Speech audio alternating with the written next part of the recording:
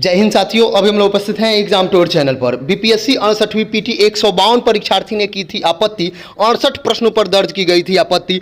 आयोग ने किसी को नहीं माना सही। यानी कि जो बीपीएससी 68वीं का एग्जाम दिए थे अभ्यर्थी, उन्होंने 68 प्रश्न पर आपत्ति जताया था।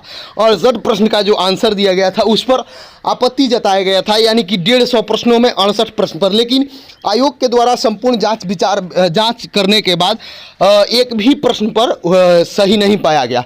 यानी कि संपूर्ण जानकारी देख लेंगे और आपसे बता दें, इसी माह यानी कि मार्च में आपका 27 तक रिजल्ट घोषित कर दिया जाएगा। पहले भी कैलेंडर जब जारी किया गया है तो उसमें भी बताया गया है, कल परसों के पेपर में देखिएगा तो उसमें दिया गया था कि 20 तक कर दिया जाएगा। लेकिन जो कैलेंडर के मुताबिक दिया गया है उससे पहले भी हो सकता है या थोड़ा सा 1-2 दिन विलंब भी हो सकता है। तो देखिए आज का क्या अपडेट है।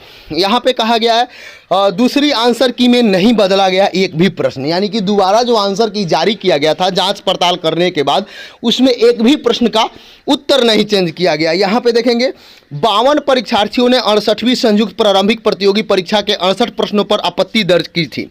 पर आयोग की 10 सदस्यीय विशेषज्ञ समिति ने विचार करने के बाद इसमें से कोई भी प्रश्न को नहीं माना।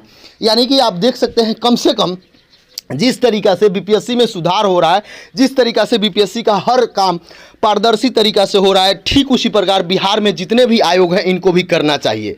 और एक बात आपसे बता दें, बीपीएससी अभ्यर्थी को देखिए, कम से कम हमेशा हर चीज़ वहाँ अध्यक्ष अतुल प्रसाद जी आकर सब कुछ अपने ट्विटर के माध्यम से अभ्यर्थी को बताते हैं या मीडिया में आकर अभ्यर्थी को बताते हैं। लेकिन वहीं एक तरफ दरोगा अभ्यर्थी को कोई सूचना नहीं मिलता है, बिहार पुलिस अभ्यर्थी को उस तरीका से कोई सूचना नहीं मिलता है। उसी तरीका से देखेंगे बीएसएससी अभ्यर्थी को कोई सूचना नहीं मिलता है।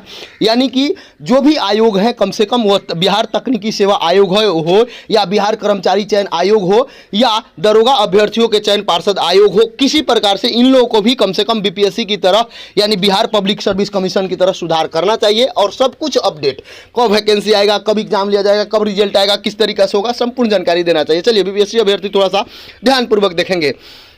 10 सदस्यीय टीम विशेषज्ञ समिति ने विचार करने के बाद इसमें से कोई भी प्रश्न को गलत नहीं माना। बीपीएससी के 4 मार्च को अपनी वेबसाइट पर अपलोड अपने दूसरा प्रोविजनल आंसर की में उन आंसरों को ही दोहराया जो पहले प्रोविजनल आंसर में दिए गए थे। हालांकि इसमें आपत्ति दर्ज सभी 68 प्रश्न सामने ने आयोग ने सहमति नहीं होने की वजह से बताई है और इन संदर्भ में विशेषज्ञ समिति द्वारा विचार करने के बाद प्रस्तुत तथ्यात्मक आधार और तर्क भी दिए गए हैं।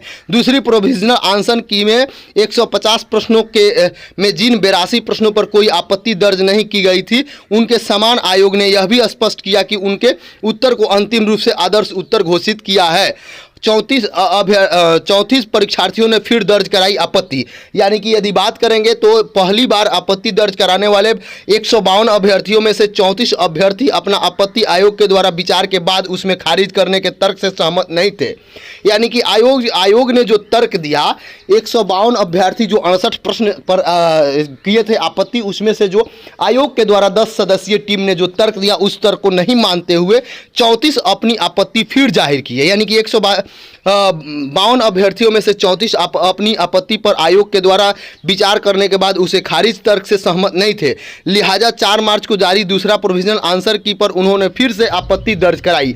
अब इन अभ्यर्थियों में प्रस्तुत तथ्यों पर नए सिरे से विचार करने के बाद आयोग की 10 सदस्यीय टीम ने इन संबंध में अंतिम निर्णय लेगी। उसके बाद अंतिम रूप से 68वीं का आंसर की निर्धारित किया जाएगा। उस आधार पर परीक्षार्थी अपना ओएमआर शीट का मूल्यांकन होगा।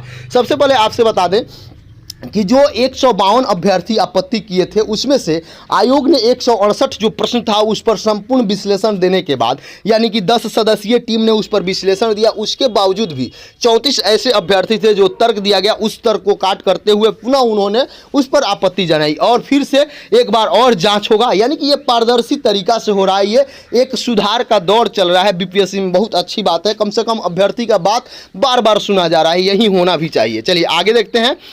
दर्ज कराई गई लेकिन अभी तक कुछ उस पर निर्णय नहीं आया। फिर देखिए 27 मार्च को निकलेगा पीटी का रिजल्ट।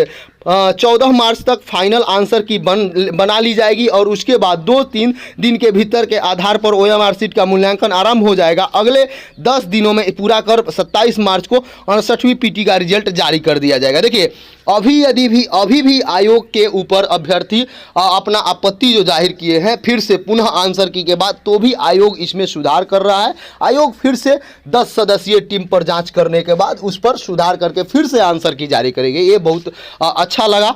इस तरीका से यदि किया जाए तो किसी भी अभ्यर्थी के मन में किसी भी प्रकार का कोई प्रश्न नहीं रहेगा और संतुष्टि मिलेगा। चूंकि कोई भी आयोग बनाया जाता है तो कम से कम जो अभ्यर्थी होते हैं, जो परीक्षार्थी होते हैं, उनको सेटिस्फाइड किया जाए। ये बहुत अच्छा पहल है। अतुल प्रसाद जी को की जितनी तारीफ की जाए उतनी कम है। इसी तरीका से कम BSSC आयोग को भी सोचना चाहिए, अपने आप में परिवर्तन करना चाहिए। और एक बात मैं आपसे बता दूं, जो भी अभ्यर्थी BPSC की तैयारी करते हैं, किसी प्रकार का अपडेट के लिए एग्जाम टूर को जरूर सब्सक्राइब करें। सबसे पहले आपको अपडेट एग्जाम टूर